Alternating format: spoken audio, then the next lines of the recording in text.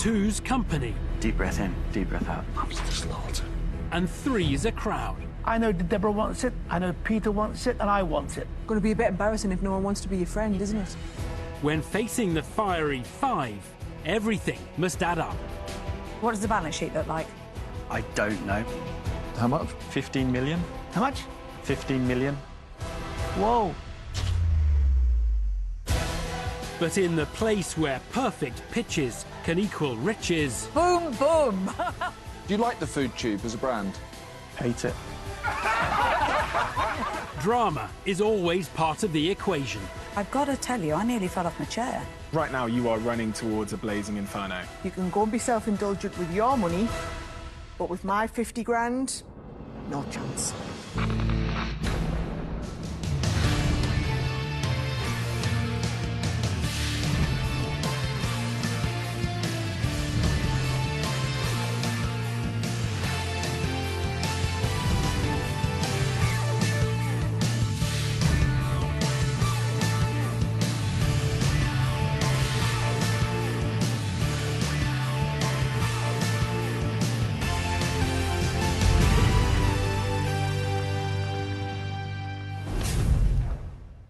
Welcome to Dragon's Den, a place where, for the fortunate few, business and pleasure do mix, but for those who fail to convince, it could be a painful experience.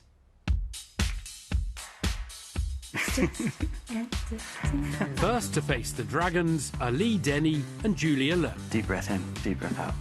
Go. Every would-be scout knows the importance of being prepared. And Lee and Julia have spent a decade in muddy fields as groundwork for today. We'd both been working in festivals and music for 10 years, and we were trying to think of an entirely new experience that gave people the chance to come away with more than just a hangover. Oh, it looks great. Looks like my cup of tea, whatever it is. I'd love to do that. Unfortunately, having suffered a fractured wrist, Deborah Meaden will just have to park the pottery dream for now. But that doesn't stop her from being the entrepreneur's favoured dragon.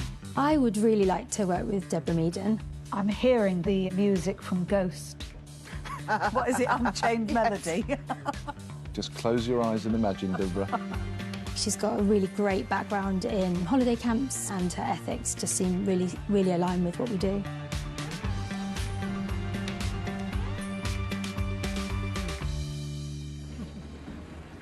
Hi, I'm Julia Lowe. And I'm Lee Denny. And we are the founders of Camp Wildfire, the UK's first summer camp for adults. We are offering a 5% stake in our business in return for a £75,000 investment. At Camp Wildfire, you adventure by day and you party by night. Your ticket includes a choice of over 100 activities and 50 bands and DJs. You'll spend your days driving quad bikes, firing arrows, climbing trees and building rafts. And as night falls, you'll feast on banquets, party in the forest and cosy up round campfires. This year, we have 2 sold-out events and are about to launch a third. We will turn over 1.8 million and anticipate net profits of 315,000. So we'd just like to say thank you to Matt, who's just showing you one of the examples of the kind of activities you can do at Camp Wildfire. We'd also like to thank Danny. We have a cocktail-making workshop at the event. He's going to bring you a cocktail now. Summer Camps for Adults is the brainchild of Lee Denny and Julia Lowe. Everybody at Camp Wildfire gets given an enamel mug on the way in. Thank you very much. This is so we don't have to use any disposable plastics. They're seeking a £75,000 investment in return for 5% of their company. And it appears Sarah Davies is quite taken with the idea of daytime adventures and nighttime partying. Hey guys, this sounds brilliant. I was actually going to ask you about your target market and the demographic that you're hitting. So most people coming tend to be aged 30 to 45. It tends to be people that have been to a couple of festivals before. Now they want something a little bit more engaging. They want to go away, having learnt some new skills and feeling really good about themselves. So what does it cost me for an individual ticket for the weekend? We have 3 different ticket prices. We have an elementary ticket, which is £245. That comes with 60 activity credits and all the kind of bands and DJs. A standard ticket, that's £295, and that comes with 120 activity credits. And then we have a dynamo version, which comes with unlimited activity credits. And last question from me. How do I book on? Have you still got any availability this year? We can sort you out. An activity-packed weekend under canvas could be just the ticket for Sarah Davies. Deborah Meaden now wants to arm herself with the Dapper Duo's financials.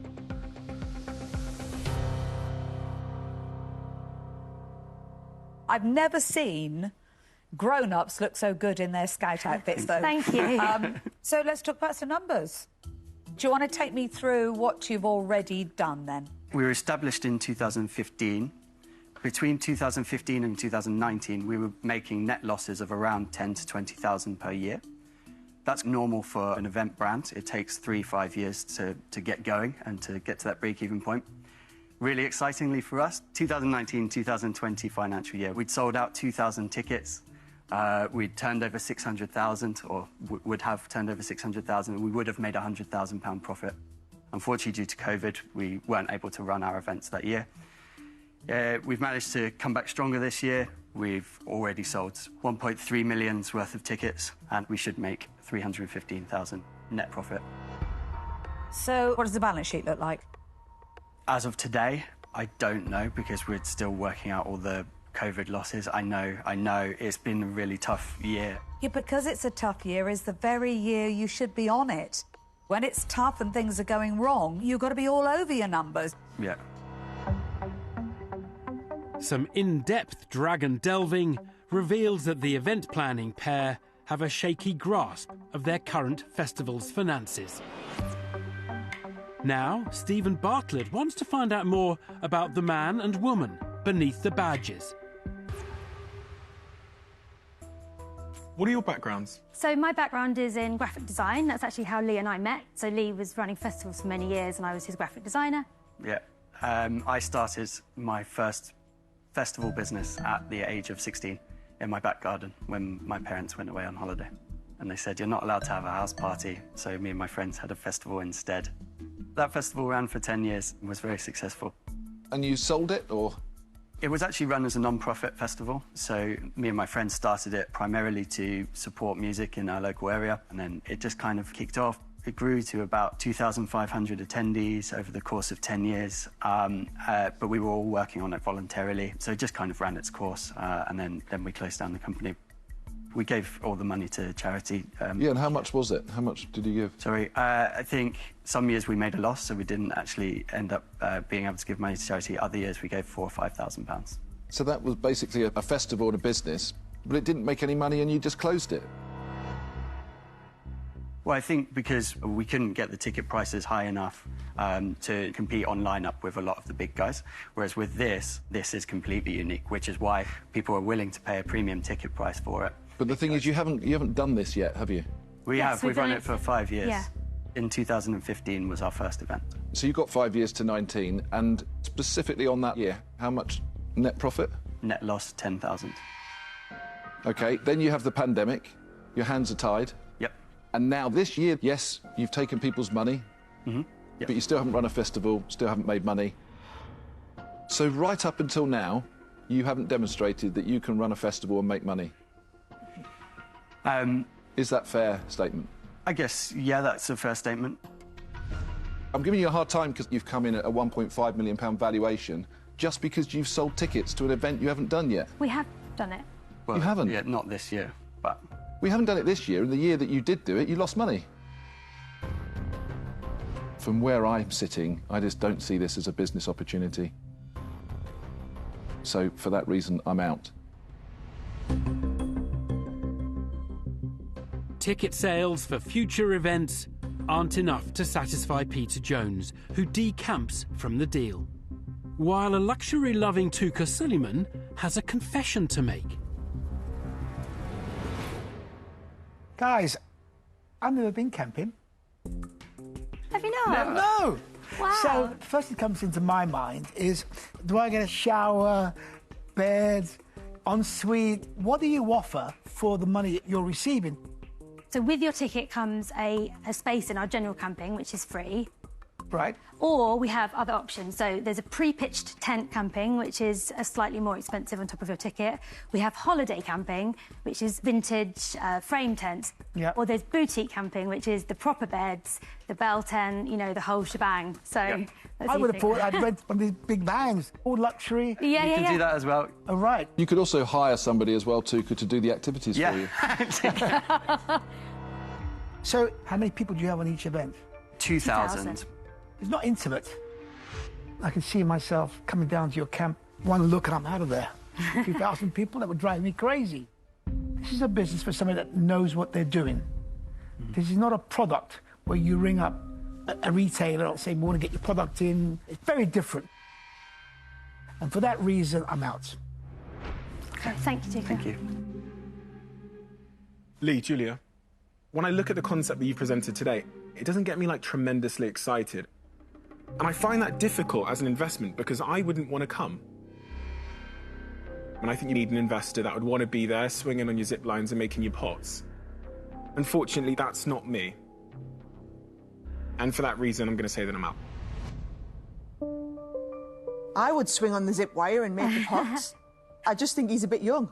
You're a bit young, son. Maybe, Yeah. maybe. I love the concept. I love the business. I actually run probably the biggest craft retreat in the country, and it is hard work, really hard work. And 10 years we've slogged away at that and still haven't managed to make it make money. So I can't invest today and I'm out. Sarah Davies knows all too well that the event business can be resource heavy but profit light, and becomes the fourth dragon out. Deborah Meaden is the entrepreneur's last chance of investment, but also their favoured dragon. Has she heard anything to elicit an offer? So, guys, I really like it. Thank you.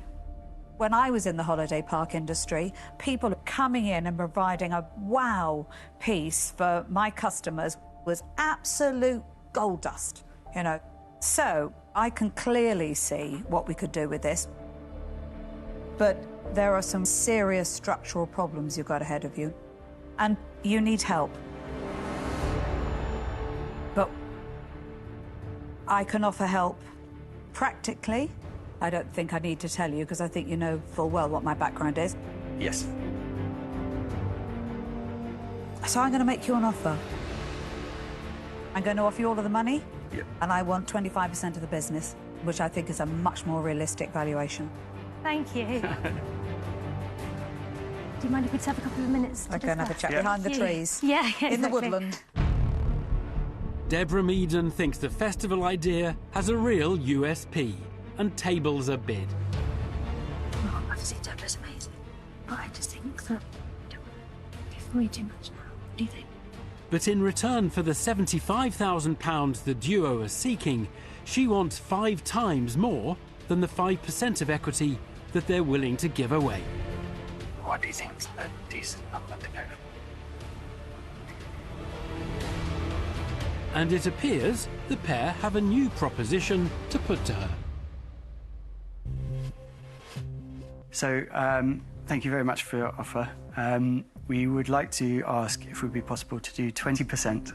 And if we hit our numbers, which we believe we can, in the next season that we run, 315,000, would you be willing to roll back to the 5% that we pitched? 5%? No. That kind of misses the point, because if I'm having an impact on this business, then I'll be part of you achieving your 315,000. I mean, it's completely illogical. So no is the answer. Okay. Would you be willing to do 20% for 75,000? Do you know, in your last counter-offer, I've got to tell you, I nearly fell off my chair. And that really worried me. Okay. I'm getting insights into how you are going to be when you go out there and you do business. And you know what? I'm afraid I withdraw my offer. I'm out. Okay. OK, thank you. All right, thank you for your time.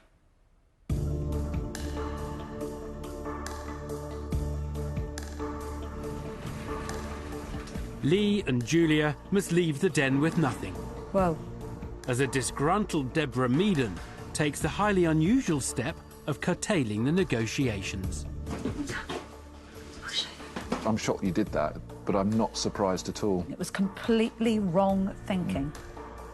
We had discussed in advance that the maximum we wanted to give away was 10%. So to have an offer like 25% just felt like too high an offer to me. Yeah. It is a good product. Obviously, you hope to go in and get 5 offers, but I mean, it's a negotiation. Sometimes negotiations don't work out.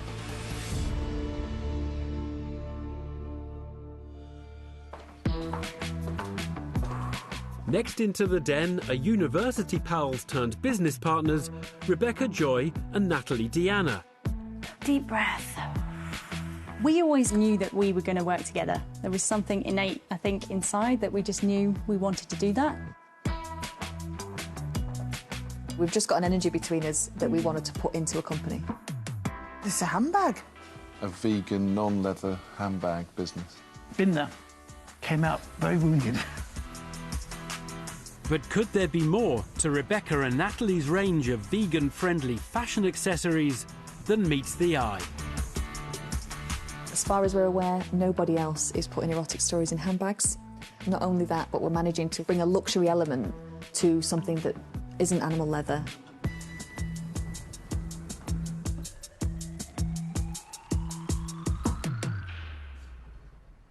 Hello, I'm Rebecca, and this is my business partner, Natalie.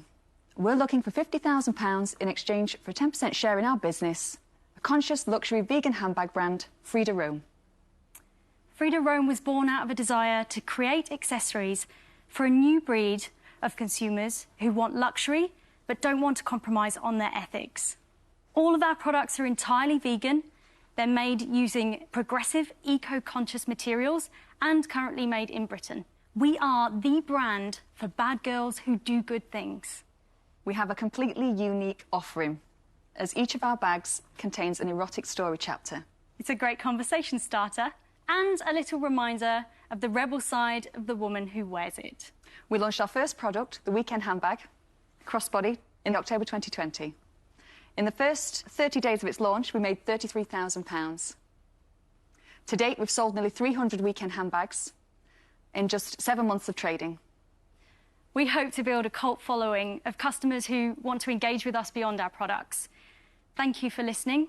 We invite you to take a look at some of our products, and we welcome your questions. Vegan handbags with an X-rated twist It's made with cactus leather. are the offering from Rebecca Joy and Natalie Deanna. It uniquely deconstructs, so you can pack it flat, protect it. Who are seeking £50,000 in return for a 10% share of their business. Suits you. Rebecca and Natalie believe their product is unique. But will fashion mogul Touker Suleiman view their new handbag as old hat? Ladies, I had a bag brand. Yeah. I know a lot about bags, and there's nothing new about vegan bags. So explain to me what the material is made of that makes it progressive, eco-friendly, Okay. as you said. So historically, faux leathers that you would have seen out on the market were a lot of PVC. A lot of them used a lot of solvents in them. Where this particular leather sits in the market is what's known as more plant-based leathers, made from cactus, as well as recycled cotton or recycled polyester backing on that particular material. So it's not 100% sustainable, but you're going in the right direction. That's right. I can't help but open up, and inside you've got a message, and it says, she looked up, beckoning him to take her. Still holding onto his neck, she gripped him tighter. He came face to face with her and paused for the last time. And it goes on. It does. It does, yes.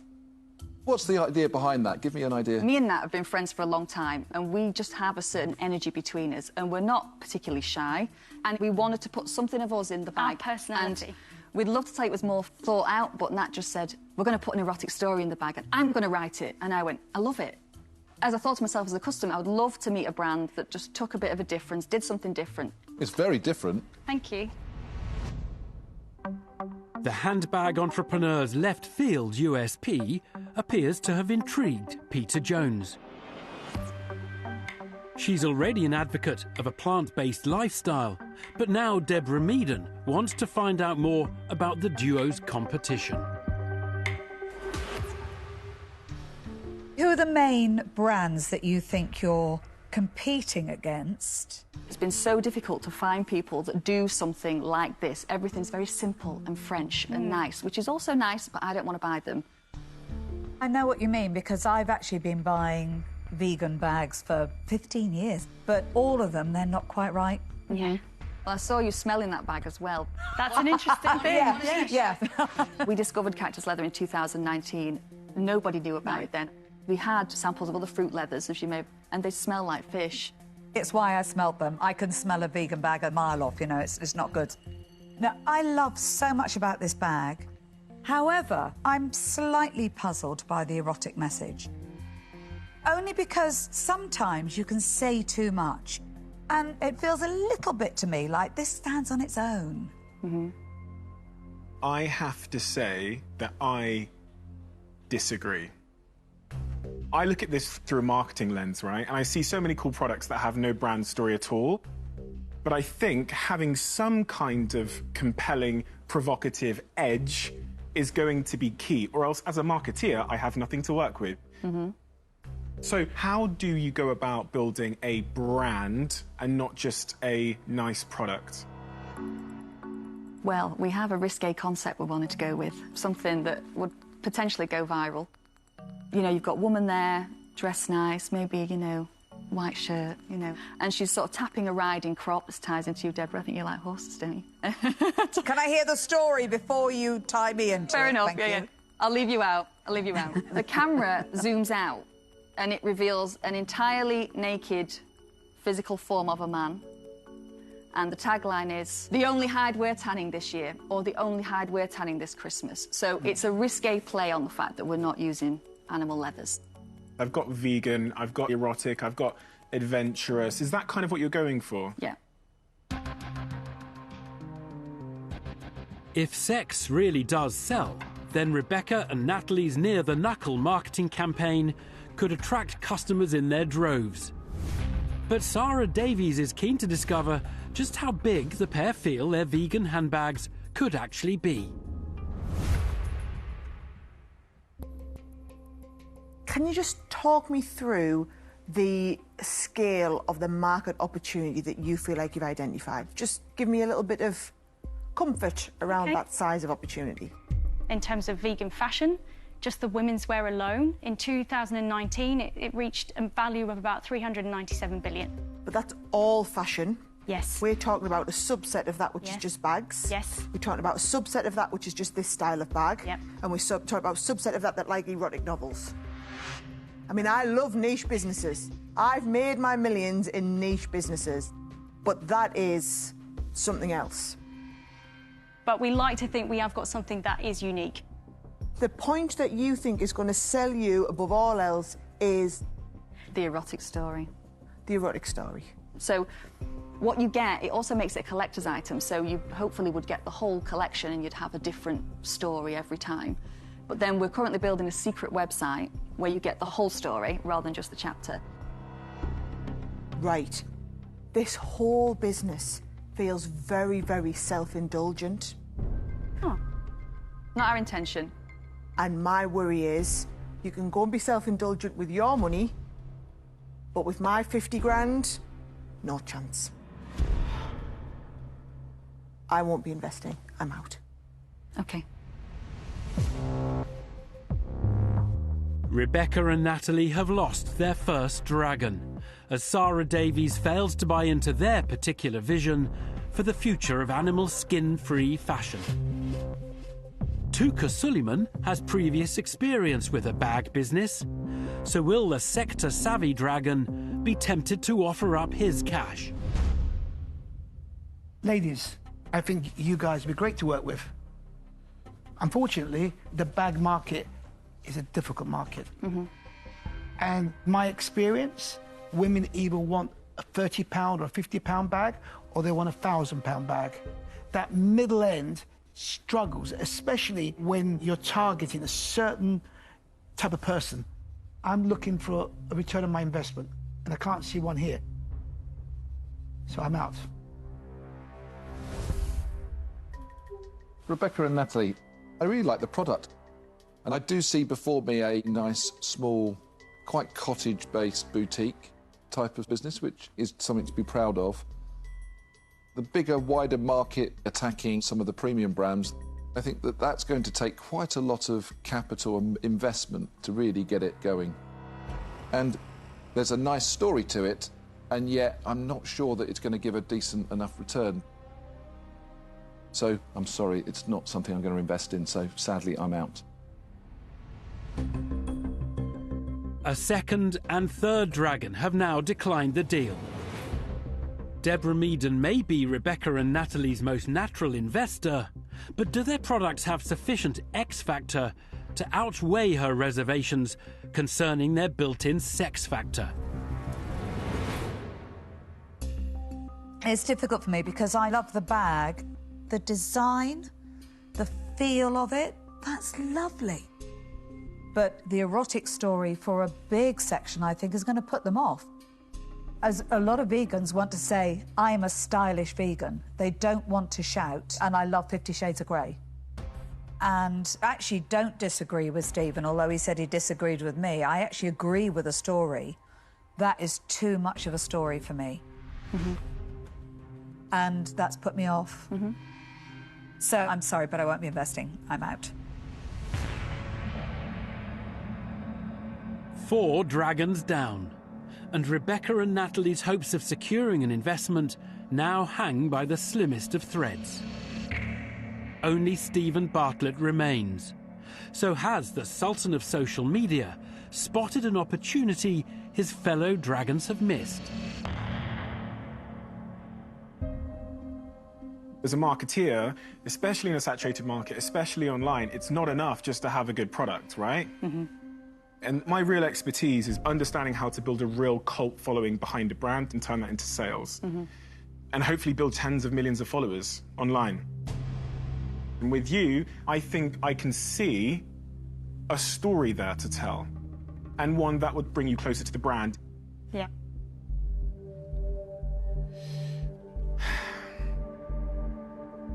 And then I also like you two as entrepreneurs. I really do. And I think I'd enjoy working with you. So I am going to make you an offer. I'm going to offer you all of the money for 20% of the business.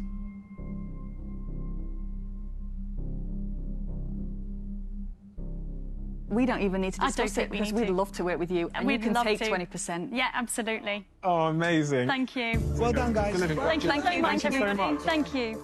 Success for Rebecca and Natalie, who leave the den with the £50,000 they were originally seeking, having bagged the backing of a dragon with the brand-building expertise to take their business to a whole new level. I've got a very good feeling for Stephen. As a person, I think he embodies the same ethics as we do, and energy. I can see the headline now. Stephen Bartlett invests in erotic handbag business. I think we can build a really, really cool, culturally relevant brand over a long period of time. I put money on the fact you'll be appearing in the advert. I'm going to crack open a few bottles of champagne. Vegan-friendly champagne, here we go.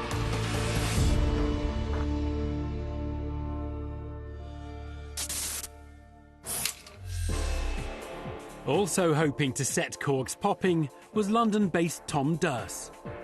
A full-sized house turned upside down to serve as a backdrop for social media-friendly snaps was the proposal. Really wish I hadn't had that drink this morning. Dear Dragons, hi. Upside Down House is a Unique inverted photo attraction that mixes the old with the new and implements social media. We're looking for £160,000 for 5% equity within our business. Tom had brought along a room to demonstrate, and Deborah Meaden was first to strike a pose. Look fierce, Deborah. That's it. There you go. Yep, So, rotate the photo and they're upside down. that's how I sleep. When it came to getting a feel for the business's finances, Sarah Davies wasn't hanging around. Can I dig into the numbers? Since launch, we've had a turnover of 1.34 million and £73,000 net. So you've made 73 grand. So how on earth do you get to a valuation of 3.2 million? Based on the potential, based on... I think it's a crystal ball. Touker Suleiman thought he'd found a way to improve Tom's profits by getting rid of his overheads. Maybe what you should be doing, Tom, Yes. taking that, going to some department stores, got plenty of space, set it up, charge £10 a shot, no planning control, no nothing, right? Yep. I don't think that's a bad idea, actually. I do. I think it's a really bad idea. There's no way on earth you can charge a millennial 10 quid for that. I just put a figure up in my head, but all I'm saying to you is hopefully I've given you some inspiration for yourself. Yes, you have. But potential relocation aside, the den's Instagram impresario, Stephen Bartlett, was concerned that the rewards for an investment could hit a definite ceiling. I think this is a bit of a one-trick pony business, and I think that your return rate of customers will be somewhere below 2%. Because if I've been once and I've taken the photos, it's insanity to go back to the same set again. So for that reason, I'm going to say that I'm out. Thank you so much. Tom's business proposition may have failed to click, 3, 2, 1. but the Dragons couldn't resist the chance to grab a quirky snap. Right, next. Yeah, you look ridiculous.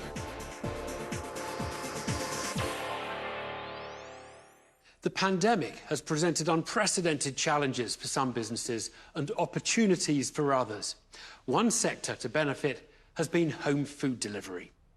And now, hoping to take on-demand delivery to the next level, are Birmingham-based business partners Zach Lloyd and Aaron Branch. Do this.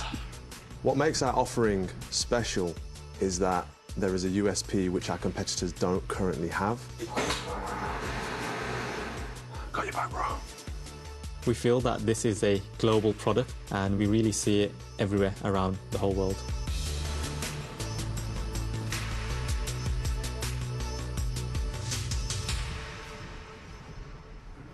Hello Dragons, my name is Zach, I'm the founder of Deliver Me, and this is my co-director, Aaron Branch. We are here today to pitch for £50,000 investment into our on-demand delivery app, Deliver Me.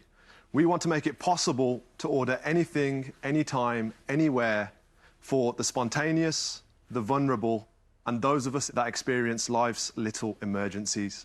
Using our prepaid card technology, we are looking to disrupt the on-demand delivery market by diversifying what is available on the platform away from just food, also including technology and pharmaceuticals. We also have a verified store program, which allows us to partner with independent stores and allows them to offer anything for the consumer.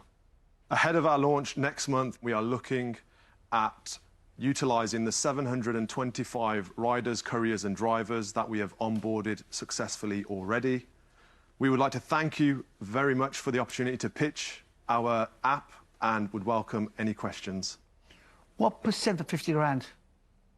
8%, sorry. 8%? 8%. Do apologise. An on-demand delivery app that allows customers to obtain any product from any store is the offering from Zach Lloyd and Aaron Branch, who are seeking £50,000 in return for an 8% share in their business. Sarah Davies is first in the queue to order up some answers. Guys, so the idea is if I'm at home on my own with a newborn baby and they've got a nappy rash and I need specific nappy rash cream, you go and find it for me. Yes. And what you've just described is literally my life the past 3 months. So as a new parent, I've literally been in circumstances I've never anticipated being in, where panic has erupted. Yep. I've got baby in arm. There's no way my family or friends can help. I can't put him while he's kicking and screaming into the car. It's just an impossible situation. All right, this is not a therapy session, OK? You're absolutely right, OK. I'll stop right there. What's your professional background? So I'm 21. At a young age, 7 and 9, I lost my parents, both of them. So that really propelled me into trying to make money and, you know, stand on my own feet. So at school, I used to sell sweets, and then I moved into doing phone repairs. And then from there, I've always had this idea, just needs the right people behind us. And I'm running a direct response social media agency. We've got 15 team members at present. Last year, we turned over £530,000. Pretty impressive. So this idea, I remember first seeing it in San Francisco 8-9 years ago. Yes. In the UK, there are other players in this space currently trying to do exactly this. The other day, I managed to get medicine at 3 a.m. in London on Deliveroo. So where does your business stand within that context? I've seen the competitors in the US do it really well, and it's a very similar model, so I know it works. Other apps have tried this, but they still require a relationship with that vendor. We don't, because we're the first ones with the prepaid card side. It allows us to scale a lot faster than the other competitors out there. In a crowded market, Zach and Aaron believe their use of prepaid card technology could give them a valuable edge over the competition.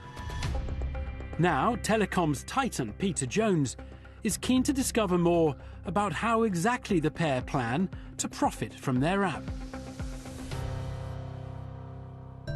How does your model work? Because I'm assuming if I want to buy a set of nappies, are you putting on a margin on top of those nappies for you, or are you just charging me a delivery cost? So we have a delivery fee, £1.50 for pickup and drop-off, and we also have a service fee of £1 per mile. If I go on there and think, do you know what, my phone's just broken, I want you to go and pick me up a £1,000 phone. I pay that through your site. Yep. You're then crediting the driver with the prepayment, and then it could take him an hour by the time he queues up or she queues up and then deliver it to me. But I'm still within a 2-mile radius, but you've now spent an hour and you've only charged me a fixed fee, which doesn't even cover the cost of the person doing the collection and delivery. How can you make money at that level? We want to have our drivers placed at the stores already in the hotspots where they can access the widest variety of products for our customers. But even in a specific location, to get this to a scale that actually becomes exciting, you're going to have to throw a lot of cash at this and be prepared to lose money as you roll this out. I agree, yeah. We've definitely taken that into account. How much? We estimate 15 million to roll out. How much? 15 million. Whoa. News of a multi-million-pound rollout cost has set alarm bells ringing in the den. Deborah Meaden wants to pin down exactly what Zach and Aaron believe their business can really offer its potential customers. Guys, do you really think you're a delivery service, or do you think you're a shopping service? Great point. We actually have coined the phrase of having us as your personal shopper. That is the difference. You know, somebody is shopping for you.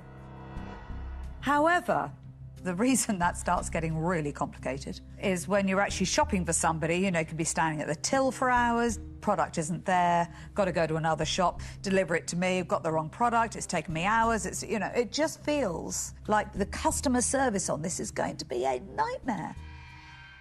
I think you've developed a very, very simple model and you've overlaid it with an awful lot of failure points or points that could fail. And that makes it really hard for me to invest. I'm sorry, guys, I won't be. I'm out. Zach and Aaron have lost their first dragon as Deborah Meaden identifies potential issues with their chosen business model. Touker Suleiman, meanwhile, has been mulling over the implications of the pair's 8-digit funding requirements. Guys, a lot of companies raise a lot of money and they burn the money and say, If only we could start again. You're fortunate. You're just beginning. And I think you should lock yourselves away, have a strategy day, rethink the model. The proposal that you've come in with today, for me, is definitely not investable, guys. I'm out. My big worry is if there was this much of an opportunity, one of the incumbents in the market at the moment would do it, or one of the successful people executing this in the US would roll this out into Europe. So I'm sorry, I can't invest, and I'm out. Looking at this as an investment opportunity is really, really hard. What you should have done if you want to move into this market, this should be shopforyou.com, so that the consumer knows exactly what you're about. This is about shopping for you. You'll have to rethink this model really quickly. But for an investor sitting here now, this is definitely not an opportunity. If I was to invest 50k, I would expect that to go in the first week. So I'm out. 4 dragons down. Only Stephen Bartlett now remains. Does he believe that Zach and Aaron have devised a potential app of choice for home delivery devotees in Birmingham and beyond? How are you feeling following all of that feedback from my fellow dragons here? I think all the feedback is good feedback. It's been great for us. I think because we're at a point where we're very agile and we can adapt and change. That's really good to hear. I think you're good guys. The way you presented today and your humility and self-awareness, highly, highly respectable. And I really deeply hope that you don't walk out of here and then carry on with your plan to launch in the near term, because right now you are running towards a blazing inferno. No, and I don't want to be burned. I wish you the very, very best, but I'm going to say that I'm out. Thanks for all the feedback. We will take it on board. Thank you. Take care. Sadly for Zach and Aaron, they must leave the den with nothing other than advice. No. But even though they're heading down empty-handed... Loved it. That was great feedback. Learned a lot. Their mood most definitely isn't going in the same direction. We needed that, multimillionaires to look at this business and see the flaws. It's a once-in-a-lifetime opportunity to receive that feedback, and I feel like we've got some really good ideas to go and think about. Are you having a drink? Shall I be Mum? Yeah, go on then. Last into the den, are Rochdale-based Karen and Andy Turner. Being married and being in a business partnership, a lot of people it creates conflict, but with us, it doesn't tend to. We bounce ideas off each other all the time. We do, yeah. Andy comes up with ideas and I say no. Yeah. Okay. Whatever, so we're not even in there yet. Oh, sweets. Oh, gosh, no. Are they sweets that looks like seeds or rice, lentils? As first-time business owners, Karen and Andy's initial foray into the world of commerce has had its challenges. Here we go.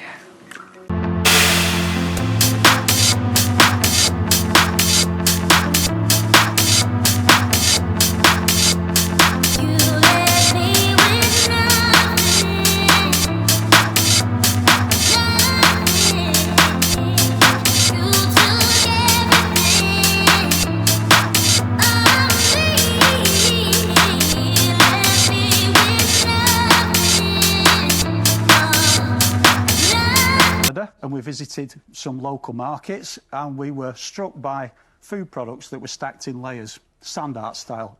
Inspired, we came back and developed our first few packs on the kitchen table. We booked into some markets and the feedback was really, really positive. To date, we've got 20 varieties of soup, stew and risotto. They're super simple to make and many just need 2.5 to 3 pints of water. We have 11 puddings as well, and they're also really tasty. We have over 40 garden centres, delis and farm shops stocking the product throughout the UK.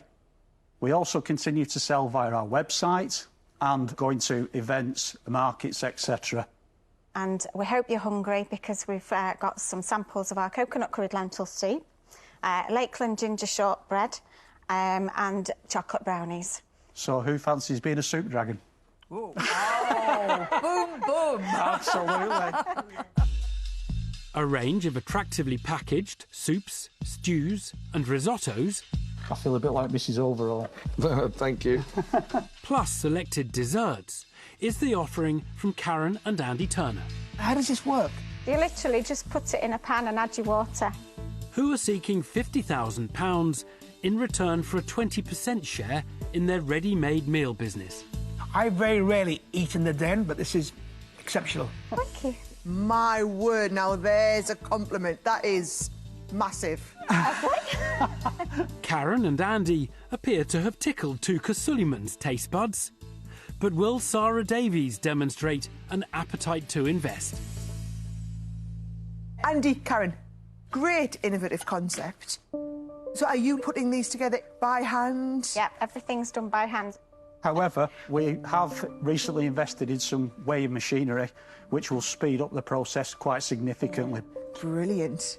So, when did you say you started the business? 2017. Do you want to talk me through each year's numbers so we get a feel? So 2017-18, we sold 508 packs, which was £2,000, with a net profit of £195. Yep. 18-19, we sold £12,000 worth, with a net profit of £850. 19-20, 32,000 with a net profit of 4, and 2021 that was 40,000 with a net profit of 8,000. You know, this deserves more credit than your figures, because the figures show that, you know, for some reason it hasn't worked in what I call a bigger business.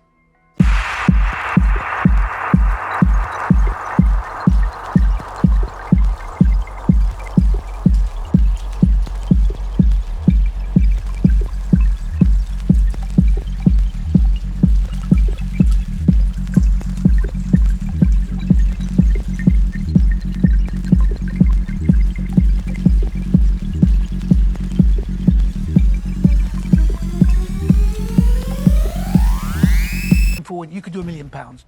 Yes. Having already given their product a big thumbs up on taste, Touker Suleiman has identified plenty of scope to increase production. Now, Deborah Meaden wants to find out more about how the pair devised their unusual moniker. So why Candy Kitchen? Because that kind of makes you think sweets. It was a piece of marketing genius, Karen, Andy. Candy. Why say Karen and Andy when I can just say Candy? Sometimes it does cause confusion, and that's why we've gone down the super simple branding for the product. OK. But not only does it call itself Candy Kitchen, but it actually looks quite sort of sherbety. How attached are you to your branding? We've changed it 3 times in the last year, following feedback. I wrote down, when you were pitching, I wrote down that's a food tube.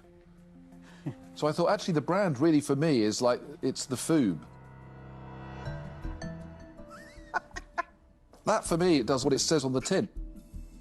Can I say, I think foob is rubbish, but I think the thing you said before... I'm sorry, I can say that, because I just said it. But I tell you what I do like. I like what you said, first of all. Food tube. I think that's great. All right, well, let's go food tube, then. OK. So, what is your dream? You know, when you talk about those big, massive orders, it stops being the thing that you're doing at the moment. My dream is to sit in the office watching the millions make it for me, and it being out there on the shelves in, you know, in maybe supermarkets in a few years' time, because they are selling. They're selling really well. It's just getting it through that door. For the ready-made meal entrepreneurs, winning supermarket shelf space holds out the promise of lucrative returns. Though a social media-savvy Stephen Bartlett believes that the pair could be overlooking other potential routes to market. I think this is probably a direct-to-consumer business more so than you realise. How much of your revenue is coming from online? 15 to 18% online. Is that your website? Yes, direct on website. But we know that's a big area that we can develop. I was assuming the reason why you haven't tapped the direct-to-consumer market and the social media opportunities because it's maybe not in your skill set? I think that's fair to say. Yeah. And obviously We're not complete technos. Okay. We can. Empty room, filled it up, talk is cheap, listen up. I don't know where we went wrong, but I feel I'm shaking these walls, yeah. Nothing safe, gotta take cover. Still the love, we just make glitter. Running and running, yeah, we got off track. Now we under attack.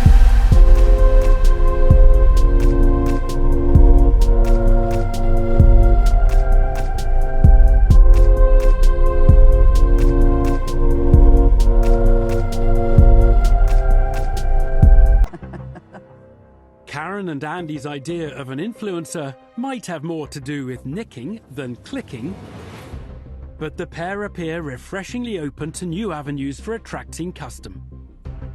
From sauces to sausages, Peter Jones is no stranger to success in the food sector. So can he see this pair's products making a big splash with the supermarkets? I can see it on the shelves, actually. I think that's the right proposition. I really, really like it. Wow. I had some brownies this week made by Sarah, and she's going to be really upset, but yours are better. Wow. Wow. Do you know what? But I really love partnering with really genuinely great people that deserve a break. And you've come up with a cracking idea, and I'm not even sure you know how good it is. So, because of all of those things, I'm going to make you an offer. Thank you. However, there is a but. This is definitely a journey for two dragons, because I think you need a lot of support. That's why I'm going to offer you half of the money, £25,000, for 16.75%. Because that would mean that if I was to partner with any one of the remaining dragons, we would have 33 1/3%, a third of the business. Yeah. Thank you, Peter. An offer from Peter Jones, albeit one that requires another dragon to match it. It's going to be a bit embarrassing if no one wants to be your friend, isn't it?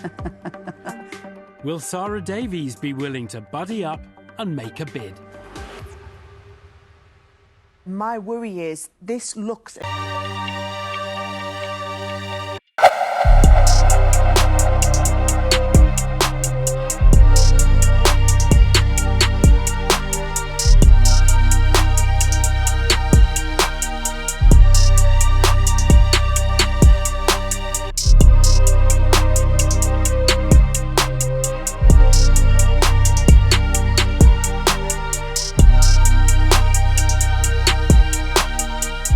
Here is that you can see into the bags, and anyone can do that.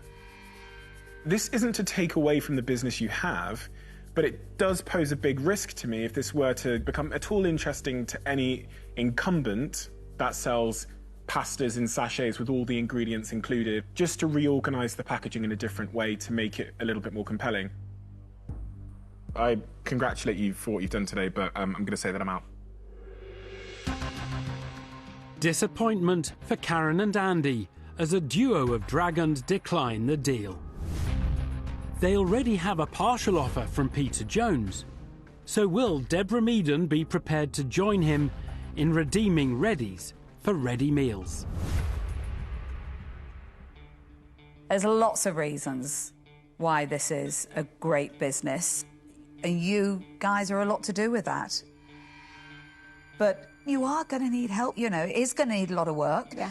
And two dragons in this instance could be better than one. So, yeah, I would be happy to go on this journey and offer you half of the money, so that's 25,000, or if my calculations are right, 16.75% or as near as damn it. Wow. Thank you. Thank you. The den's two longest-serving dragons combine to make Karen and Andy a viable offer. £50,000 in return for a third of their business. Only Touker Suleiman is yet to declare his hand. Is he planning to stir the pot by chucking in some cash of his own? I love the fact that you've created something that probably is a little jewel that you don't really know what you've got. I know that Deborah wants it, I know Peter wants it, and I want it. I know some...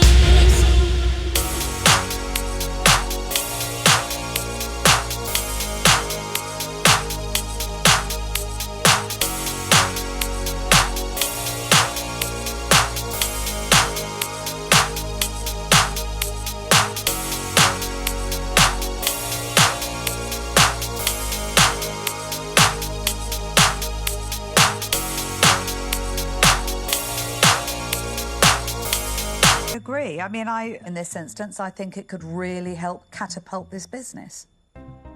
So what that would mean is, if we were to partner the three of us, we would invest £16,667 each for 11% of the business. Yeah. Each. Can we go and have a chat? I don't think we need to, do we? Do we need to? No. No. We don't need to. I like you. You don't mess around, do you? She's the boss, she's the boss. We'd love to accept, thank you. Excellent. Hey. Excellent. Thank you. Thank you, Dragons. Do you like the Food Tube as a brand? Hate it. They might not see eye to eye over a rebrand. Right, thank you. Thank you. Appreciate it. Well done. But when it comes to striking a deal, investors and entrepreneurs are in perfect harmony. Karen and Andy leave the den with the £50,000 they were originally seeking and a dragon triumvirate with the cash, contacts and credibility to supercharge their soups business. Oh my word. I think I've just upset Peter Jones. I'd be excited to take that home and make it. Yeah. The Food Tube for the lazy chef. Yeah. You should have got your third for free for all the marketing insight. 3 dragons. Taking you on the gin tonight. Definitely. To actually see what we've planned for the last 3-4 years actually going to come into fruition. Yeah. Amazing. It's incredible.